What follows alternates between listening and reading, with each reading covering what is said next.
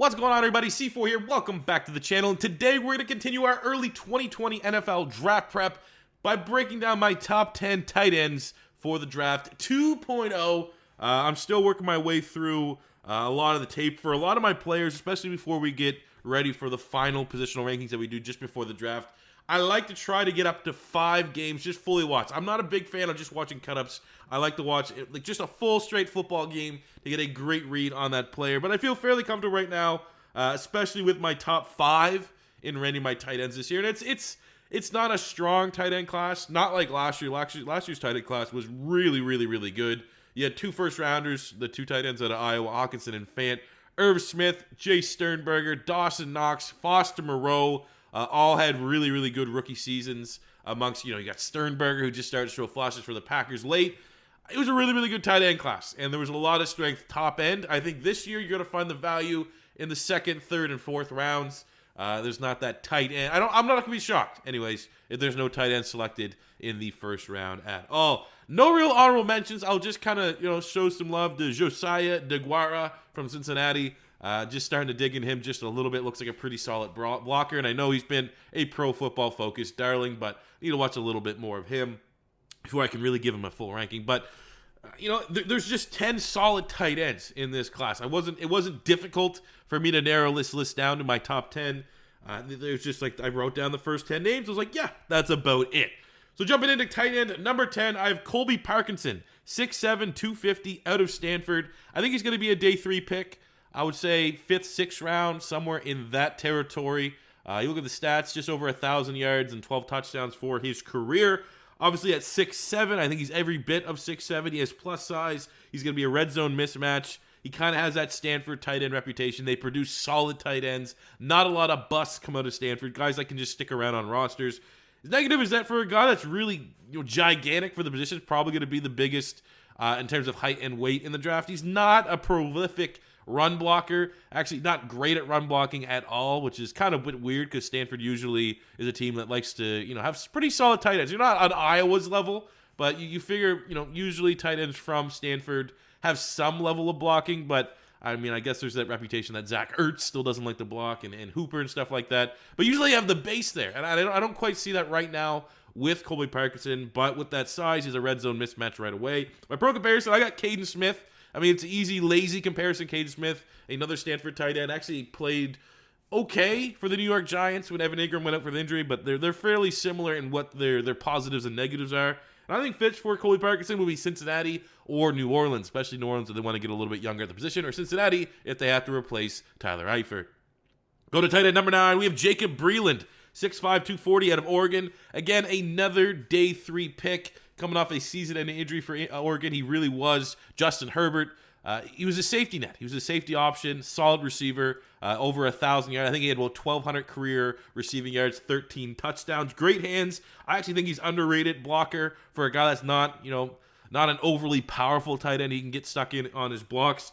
I think there's going to be some athletic limitations. He's a guy that's gonna have to, I don't know 100% if he's gonna get a clear bill of health for the combine, but he's a guy that will be interested to see if he could improve his stock at the combine by surprising people, because on tape, definitely looks like he's somewhat a limited athlete. My pro comparison for him is Troy Fumagalli, who's a backup depth tight end on the Denver Broncos. I think that there's some flash ability. I think if Fumagalli ever had to get thrusted into a starting position, he could do an okay job, a kind of guy that can get you, 4 or 5 catches, 50 yards if you need it.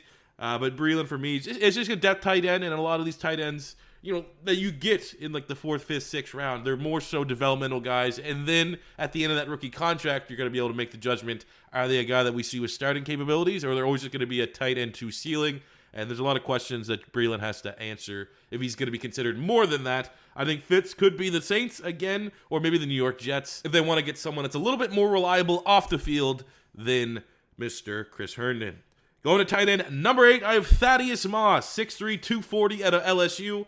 I think he's going to be a day 2 pick. I think there's a chance that his name carries a little bit extra weight that helps him get drafted. I think I've watched the least amount of tape of him out of all the tight ends because he kind of declared surprisingly. I think going back to LSU would have been beneficial to him. But, I mean, you don't want that drop-off from Joe Burrow to whoever is going to be LSU starter next year. So, why not strike while the iron is hot? The positive, he has great hands. He's upside receiver. I think he has some slot ability. Actually, he might be more beneficial just getting flexed out to the slot. So he's a nice little mismatch from that. But, however, he doesn't really have his dad's athletic prowess. Randy Moss, one of the freakiest athletes of all time. You look at Thaddeus Moss, I think he could be kind of considered limited athletically. He's one of those guys that I could be surprised at the combine with the 40 and how explosive he looks in drills. But at least on tape, he just looks like he's an okay athlete, but not an athlete that being Randy Moss's son might carry, like the reputation. And his frame, he's kind of small for a tight end. He might be 6'2.5", 230, 240, somewhere in that range. So he's definitely a little bit undersized. So could find himself in a niche role, not a traditional tight end spot. My pro comparison, I think he does have Trey Burton-like ceiling. And Trey Burton, when he's healthy, very, very, fringe top 10 tight end in the NFL. I think fits for Thaddeus Moss could be Chicago, actually. They want to get someone similar to Trey Burton that's a little bit more available. Or maybe the Arizona Cardinals, teams that have that college offense with Cliff Kingsbury there in particular that doesn't really need that traditional 6'5", 6'6" tight end. They can get guys that are more utility, more movable, can play tight end, inline, slot, everything like that. I think Arizona could be a great landing spot. Going to tight end number 7, we have Jared Pinkney, 6'4", 255 out of Vandy. I think he's going to be a day 3 pick, even though I do have him ahead of Thaddeus Moss, just because I think that there's more of a traditional tight. I'm ranking tight ends here. There's a chance, honestly, that Thaddeus Moss could just be a big wide receiver. So I'm going to kind of slightly hold that against him. For someone like Pinkney, he's going to prove in tight end. And if I'm looking at Pinkney's tape from 2 years ago at Vandy, I'd be shocked that I'd have him at 7. I thought he'd be a top 3 pick. A little bit of a down year. It's Vandy. It's limited offense for sure. He's well-rounded, though. He's good at pretty much everything. Maybe not great at anything. He's a solid athlete, solid receiver, solid blocker, has a great foundation. I think he could stick on a roster as a tight end too as a rookie. But I do think he could have a limited ceiling. He could be pretty much where he's at right now. And the combine could answer a lot of questions in terms of his explosiveness and how good of an athlete he is. My pro comparison is Blake Jarwin. And I think Fitz could be potentially New England or the Washington Redskins if the Redskins want to get a little bit younger at that position or healthier at that position because, Jordan Reed, unhealthy. Vernon Davis, very old. Going to tight end number 6, we have Harrison Bryant, 6'4", 240 out of Florida Atlantic. He is going to be a day 3 pick in my opinion, but really, really good receiver. He is the reigning, defending John Mackey winner in 2019, which is awarded to the best tight end in college football. Over 2,000 receiving yards in his career, almost 150 catches for 16 touchdowns. Really the best and first receiving option for the Owls there in Florida Atlantic. I think he has elite production. He's a natural receiver, natural hands. But the negatives, inconsistent blocking. I do think he's a little bit better blocking than people give him credit for. You look at any of the scouting reports out there, they said he's not a great blocker, but he almost had an 80 run block grade from Pro Football Focus for whatever that's worth. But I definitely think he needs to get stronger. He is right now looking like a big wide receiver, more so than a tight end, but he has the frame, I think, to add on 5-10 pounds and be a little bit more traditional and stick and hold up against blocks a little bit better. My pro comparison for him is going to be Chris Herndon of the New York Jets, formerly of the Miami Hurricanes. I think a fit for Harrison would be, again, the Arizona Cardinals or maybe the Chicago Bears.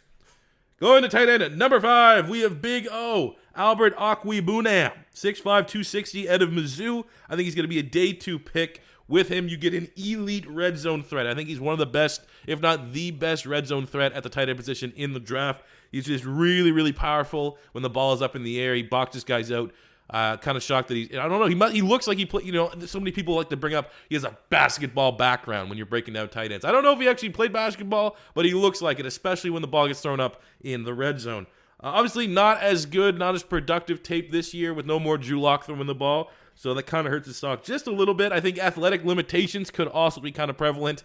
Being able to get separation could be a little bit of an issue for him, and that's kind of what separates him from the top 4 tight ends for the rest of the list. I think those other guys are just a little bit better athletes, but it's all about what you're looking for stylistically in a tight end. Some teams just want that big body red zone threat, and they're going to value that more so than a guy that's kind of more of a traditional receiver. So, it's really tough to kind of rank him, but the biggest knock for me is I think he has inconsistent hands. Sometimes he just has those mental drops, and they've kind of been persistent throughout his college career at Missouri. And anytime I see that, that's a little bit of a red flag. So for Albert O, I think Cam Brate, maybe with more upside, would be my pro comparison. And Fitz could be the Washington Redskins or maybe the Dallas Cowboys. Going to tight end at number 4, we have Hunter Bryant, 6'2", 240 out of Washington. I think he's going to be a day 2 pick. He's a great receiver. Another one of these players that you can just move all over the offense. He can be tight end. You can line him up in the backfield. You can line him up at slot, which brings its own value itself. I think a combine for him, I'm going to put that on the positive side because I think if he tests very, very well athletically at the combine, it's only going to improve his draft stock and make him go from just a solid day 2 pick to maybe an early day 2 pick somewhere in the second round. Negatives, he's undersized. He's every bit 6'2", probably under 240, and a niche skill set. Not every team is going to look for a guy of that build at the tight end position, so that kind of cuts the teams that will view him as draftable, especially kind of early. It's a much smaller scope, a much smaller pool of teams that'll be looking for a guy with skill set, but it fits. I get some vibes of Jonnu Smith, and Jonnu Smith came on real good, real late for the Tennessee Titans. It's always kind of like, is Jonnu Smith eventually going to be the successor for Delanie Walker in Tennessee? And then he's been showing big-time flashes that he has some upside as a tight end 1 in the league, and I see a little bit of that in Harrison Bryant. I think Fitz would be the New England Patriots if they want to just get that weapon and kind of go against the grain, with a lot of people thinking they're going to try to be looking for the next Gronk, or a team like New Orleans, who definitely could just use a guy of pretty much any awkward skill set and maximize their potential. Going to tight end at number 3, we have Adam Trautman, 6'5", 250 out of Dayton. I think, again, he is going to be a day 2 selection. Good athlete, very, very smooth route running. I've been a little bit high in him, watching a little bit of Dayton tape, which is really, it's so awful. Like, it just looks like they filmed it with a VHS.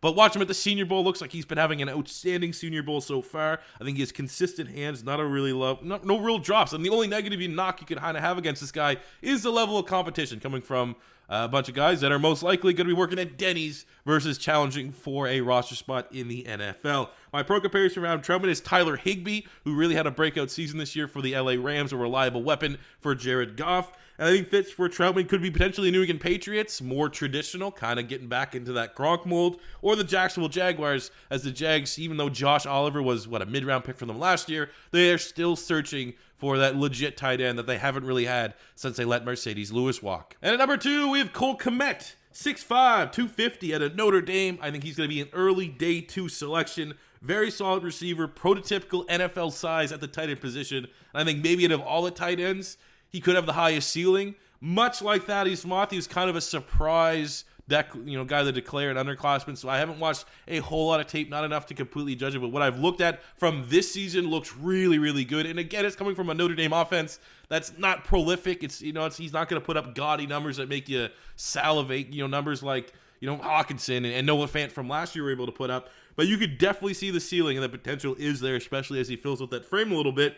Limited production is the big negative for him. Really only 1 year, and I think his blocking could be a little bit more consistent. But much like Stanford tight ends, I think Notre Dame tight ends have a pretty well-rounded reputation. I think Stanford, Notre Dame, probably Iowa are like the big 3. Like, you kind of know you're getting a solid foundation with these tight ends. But you definitely want to see a little bit better and more consistent blocking from a bigger tight end. My pro comparison for him is Kyle Rudolph's ceiling. A little bit of an easy comp because Rudolph, a long time ago, was the big hyped-up tight end coming out of Notre Dame. But their games look fairly similar. I think fits for him is going to be New England. Again, New England's going to be showing up a lot because they definitely need to add a more dynamic tight end that's also not 40 like Ben Watson. Or the Dallas Cowboys. I think the Cowboys could be in prime position to get Kmet in the second round. And as far as our 2.0 rankings are concerned, our number 1 tight end for the 2020 NFL Draft is going to be Brycen Hopkins, 6'3", 245 out of Purdue. I think he's going to be an early day 2 pick. Could potentially slip into day 1, but as it stands right now, I do not have a first-round grade on any tight end in this draft class.